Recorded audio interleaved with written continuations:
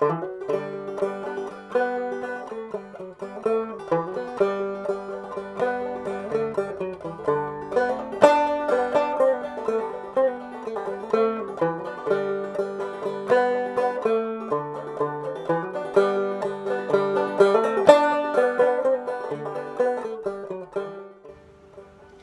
everybody, my name is Yoko and I'm going to be teaching you some art lessons for the Cowan Creek Mountain Music School. I'm here at the Appalachian Artisan Center and this is Uncle Ed Thomas. He's a really famous dulcimer maker. You can come see his work at our dulcimer museum. We're going to be going to our classes now. Enjoy!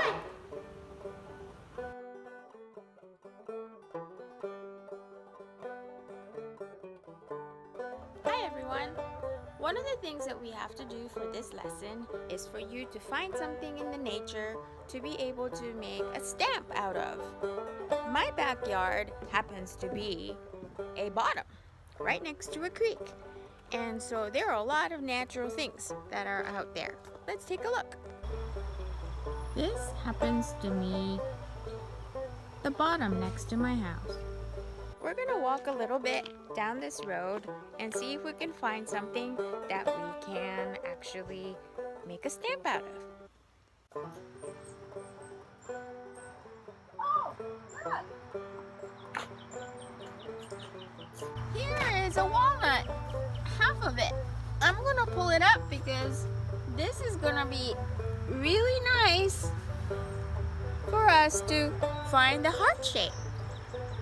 This is the whole walnut. It falls from the tree. When you split it open, it looks like that. I have a vegetable garden that I have lots of leaves and flowers. So you can actually make imprints of leaves. Smaller ones of these nasturtium leaves could be a pretty cool thing to make an imprint. How about a cat's paw? A clover leaf?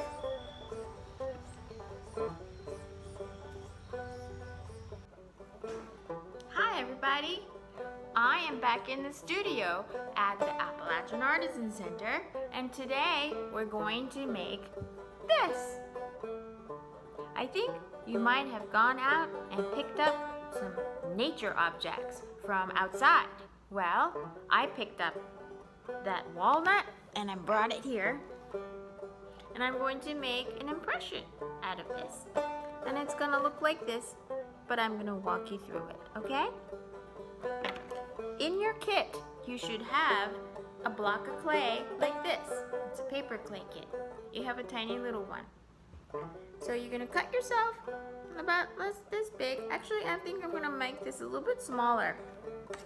So if you have like a butter knife, not a sharp knife, this is a clay knife, you wanna cut this about maybe in half. Okay, and you want to shape it into the way that you want. This one was a rectangle, but I think I'm gonna make this one round. So I'm going to make it round by just putting it into your hands and making it into a ball. Paper clay is made out of paper and some things that make it gooey. You can actually make this at home. Maybe I'll share a recipe with you. But you can also buy it from a store. Okay, so I made it into more like a ball and I'm going to now squish it down. If you have a little rolling pin, that's great, but if not, you can just pound it. So I'm going to pound it. I'm going to hold on to the camera here.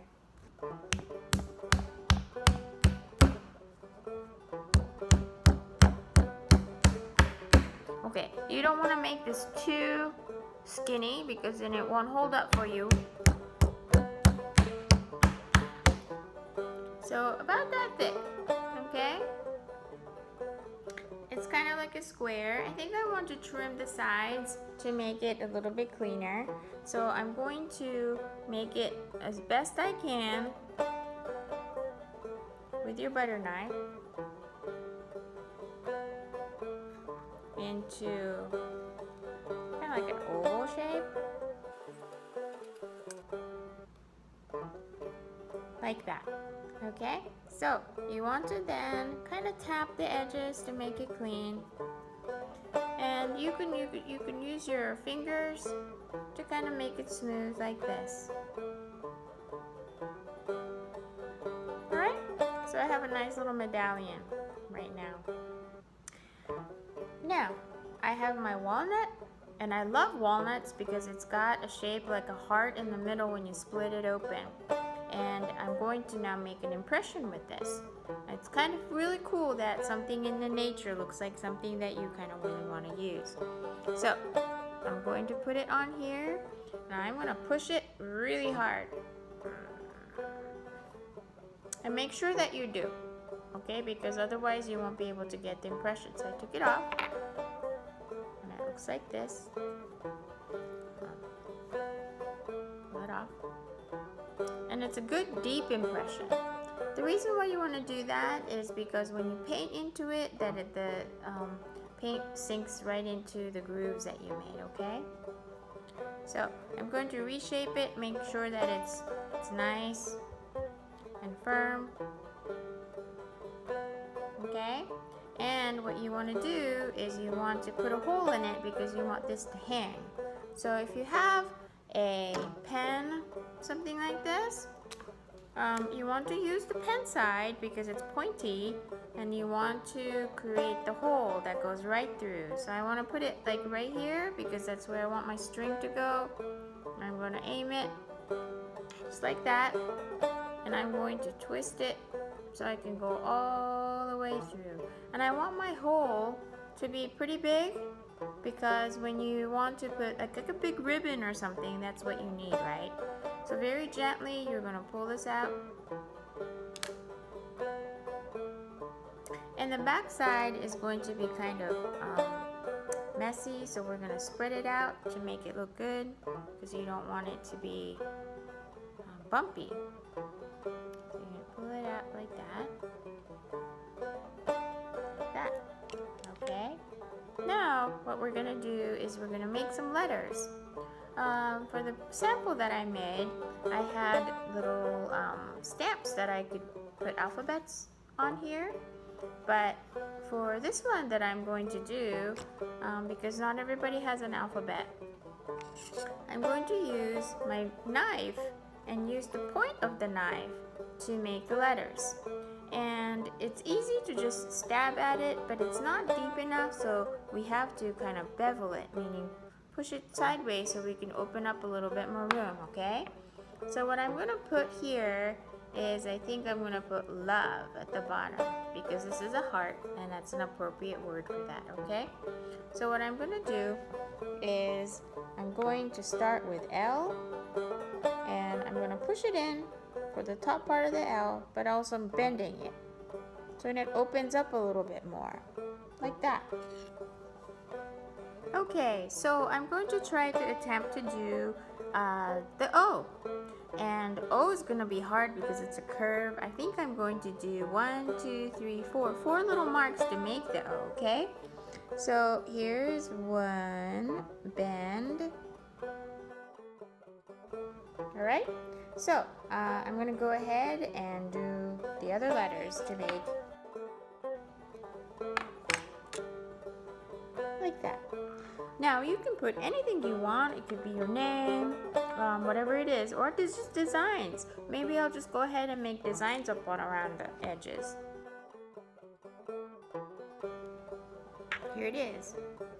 So, but now don't forget the back.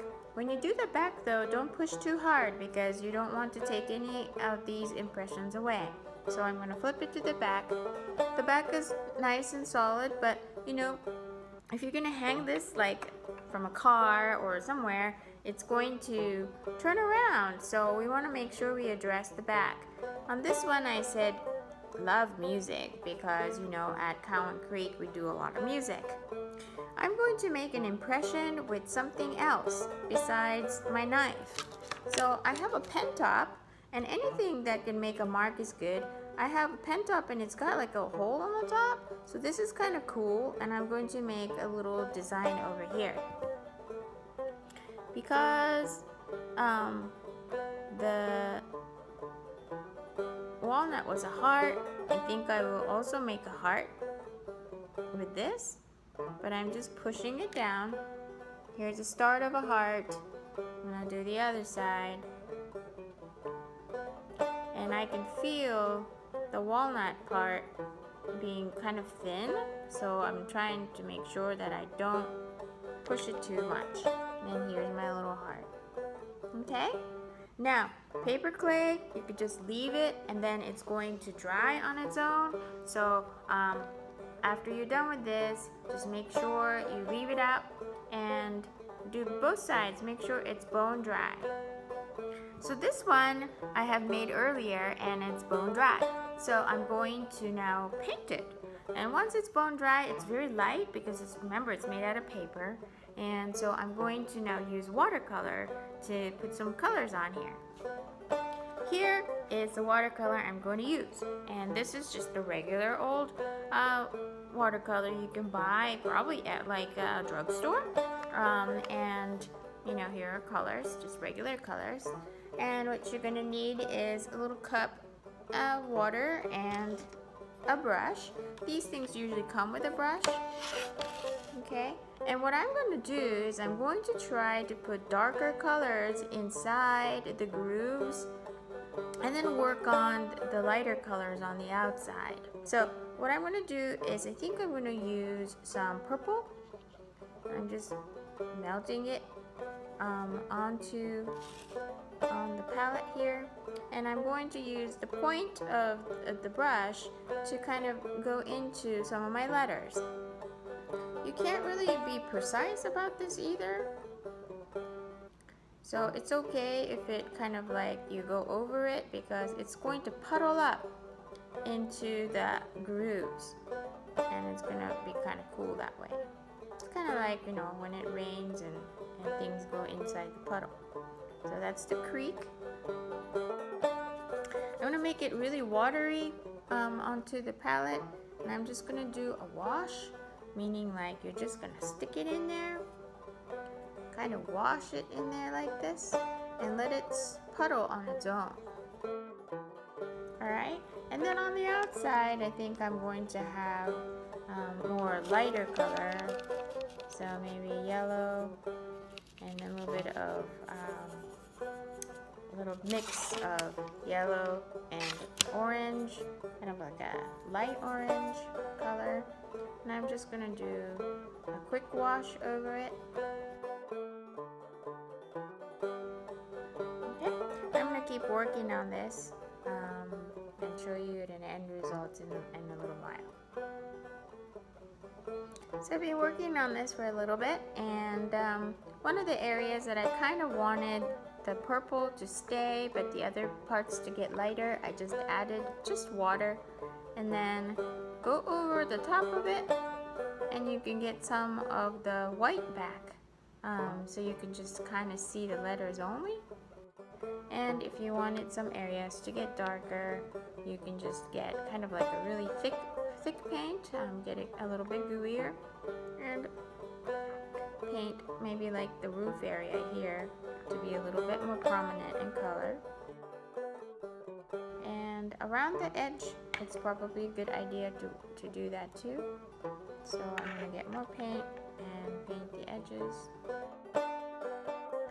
I want to match the back side as like one house, so I'm going to make the roof on the back side again. I made a triangle hole for this piece, so I'm going to actually paint inside the triangle because you can see a lot. For your pen hole, you might not need to do that at all. I think I'm going to get like a really dark yellow to paint just a heart. Like that. The back side you would like to address too, so I'm going to do probably the same colors just to match up in the back. I'm holding on to the sides, but the sides need to be addressed too, so I'll try to hold on the sides that are relatively dry and let it dry. So remember the leftover pieces of clay that you had earlier. You can just roll this up and you can actually make a bead, okay? So I would just push a little pressure on it, make it into a ball, or a little, I don't know, kind of like a barrel shape, alrighty? And you want to get something sharp, and then just poke a hole in it. Be gentle with it so you don't lose the shape, and turn it around. You might have to do it from this side as well, just to get it clean. And make sure the hole itself is nice and clean, and that you can see through all the way through. Okay, like that, and let it dry. Then you can paint it and it becomes a little bead. Make sure it's dry before you are able to use it, okay? And I'll show you how to string. So here is a string. It could be a ribbon or anything that you want to use. It could be like a scrap piece of fabric that you might want to use too. But you want to have enough length so you can double it up, and also long enough for you to be able to hang on anything, okay? So longer the better, because you can always make it shorter, but you can't make it longer. So I'm going to get about that much, okay? I want to say about an arm's length. Depending on how old you are, you have longer arms. Adult arm length. Cut it. Okay? And you want to double it up like this. Okay? And then what you want to do is you want to put it through the hole. Well, this one I have a pretty big hole because it's a triangle. But you want to double it up like this.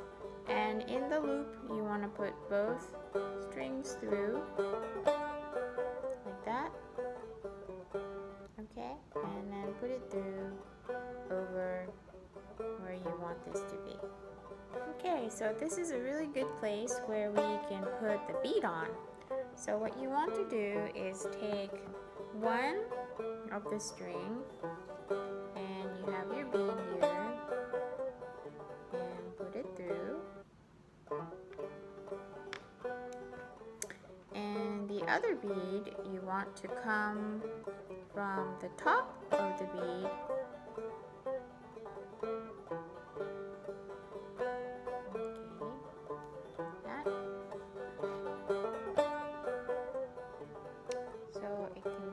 place, kind of like wraps around like this, and then you want to tie it on the top part of it.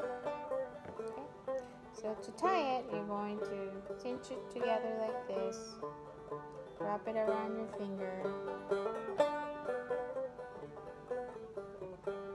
and you get the string through, but don't let go of the knot. You make it flush up against the bead and then pull.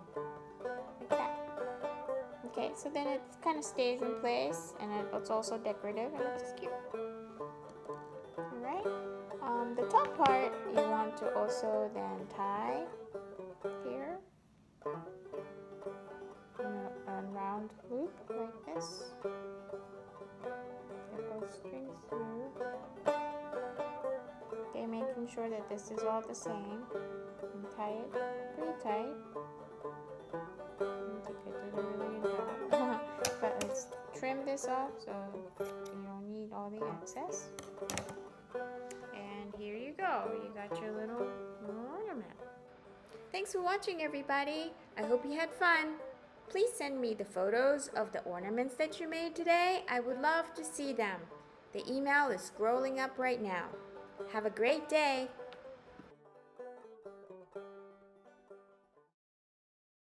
Hey, Jackie boy,